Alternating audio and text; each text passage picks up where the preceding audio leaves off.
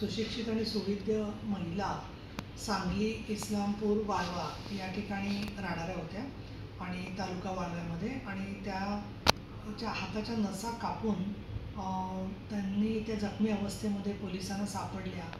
ही फार गंभीर घटना आहे। कशामुळे एवढ्या त्या तणावाखाली गेल्या होत्या आणि काय परिस्थितीमध्ये त्यांना कोणी करण्यास भाग पाडलं का काय झाले चित्र स्पष्ट नाही आहे।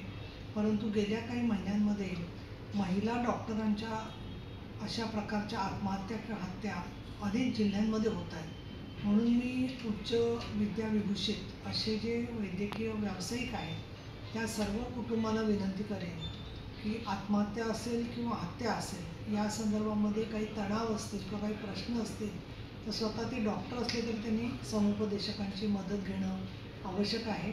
तसंच सांगली पोलिसांना पण आम्ही संपर्क केलेला आहे आणि उपसभापती कार्यालयाच्या मार्फत या घटनेमध्ये जे काही सत्य असेल ते समोर यावं आणि यामधल्या घटना अशा परत घडू नये या दृष्टिकोनातून पावलं उचलली जाणं आवश्यक आहे।